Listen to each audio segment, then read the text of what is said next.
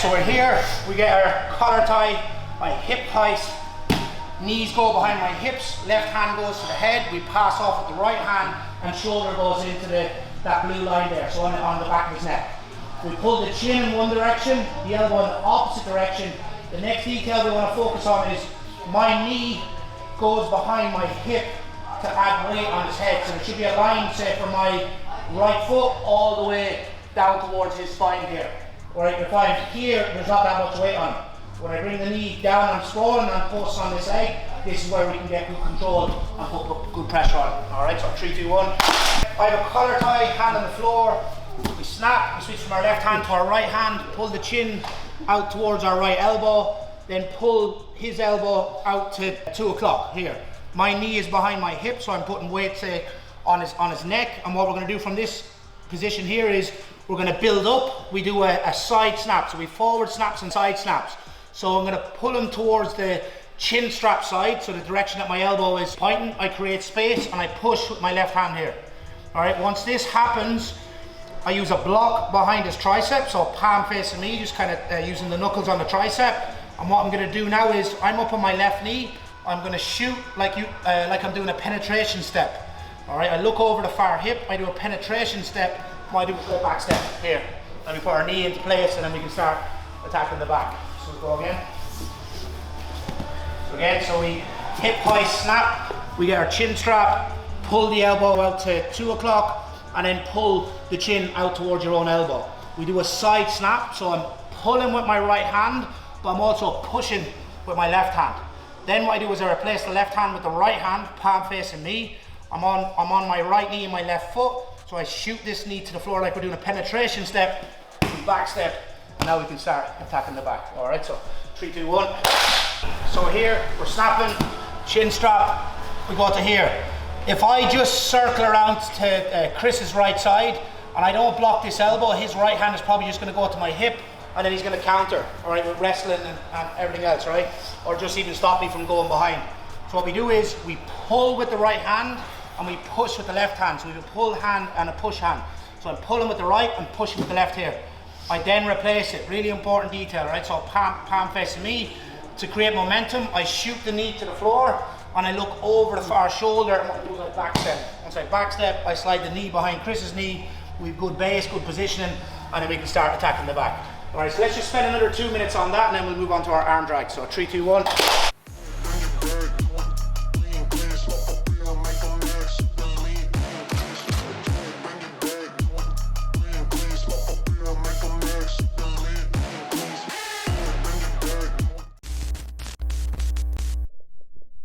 When we do the arm drag, we're going to do this from, like, say, when Chris is a little bit taller, so like his head is over my head.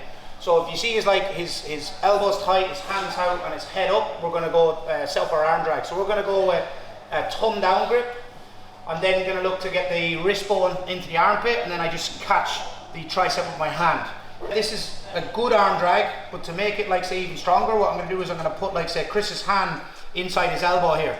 So now if Chris tries to pull his hand out, it's a lot harder, so we get way more connection, as opposed to going with a thumb up grip and gripping the tricep. If you do this in no-gi, yeah, no, that's the right thing. So if you do this in no-gi, you can see there's like a weakness here between my thumb and my index finger, so weakness of the grip. So if Chris just pulls his hand up to his shoulder, it's easy. All right, so how we kind of get rid of that weakness is we go with a thumb down grip. All right, so if he pulls his hand up, obviously that stops that. If we grip at the elbow and he tries to pull his elbow out, there's slippage. So if we go to the armpit here, this is a lot harder. All right, so but the weakness of the grip is now down towards the floor. So if Chris brings his hand down, he can pull his hand out. So how we kind of solve this is we put the hand in past the line of the elbow here. So now if Chris tries to take the hand out, this is not impossible, but it's a lot harder. What we're then going to do in this position, so my left leg is on the outside, I kick out the base here. If Chris, if he stays broken, we'll come up and take his back. If he stays in a turtle position, what we basically do is we scissor, pin the wrist, get our head over our training partner's head, and then we come up on top in the same position. All right, so do that again. So we have 1 foot in, 1 foot out, where we see that his head is above our head. We get the wrist grip, thumb facing down towards the floor, and we chop the elbow, put the hand inside. So in real speed, it kind of looks like this here. All right, you can add in the push on the knee to break the base, or if you have space, you can just kick this leg to the outside, all right? When we're in this kind of broken down position, to get more control, your head should be connected to their shoulder blade here, right? Because if Chris tries to turn in on me now, this is gonna buy me more time. Whereas if there's separation, if Chris tries to go, you can see he can lift his head up and so on.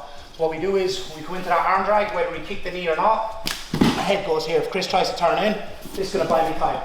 So then we scissor the left leg over the right leg, pin the wrist, grab the far hip, come up on top. All right, so 3, 2, 1.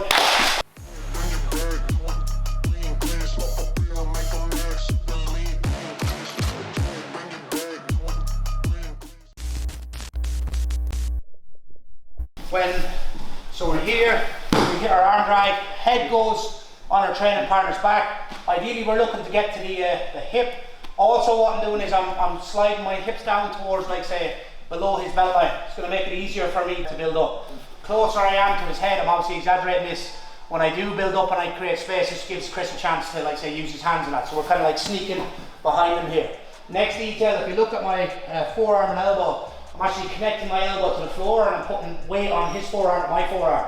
Alright, when it's time to build up then, we replace that kind of post, that elbow post or forearm post, they're kind of like a wrist pin here or a hand post. Now if he tries to turn in, this is keeping his hand stuck on the floor, so that's one job. And the second job of this frame, when he turns in, this kind of blocks his head. Like eventually he's going to free his arms and that, but this buys me a second to come up on top. So just kind of remember those details, right? So tying this all in, what we're going to do is we switch to our arm drag here.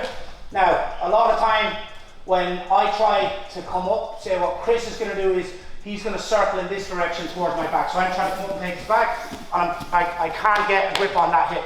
He knows if that hip stays connected to me, so you stay on your knees there, Chris. Yeah. So if I can get to that hip, I can use this to anchor and come up on top. So what Chris is going to look to do is he's going to keep that hip away from my hand here. So I'm trying to come up, it's not working, so I build and square up with him. Then what I do is my elbow is on, say, his right shoulder. I'm going to open up my elbow, create a loop, and use my left hand to feed his head on the inside. Now we can go into front headlock attacks, go behinds, and so on. So we're piecing the two together. So we'll go again. So arm drags here, trying to grab this hip. Chris won't allow it, so he's circling away. All right, so what we do is we scissor and we square up. So Chris is circling, so if you circle, we bring our elbow and our shoulder from the right side to the left side. We use our left hand to snap. All right, so do it one more time. Yeah. Just go from here. So you keep circling. So I build up, we snap, and we're in our front headlock. All right, so 3, 2, 1.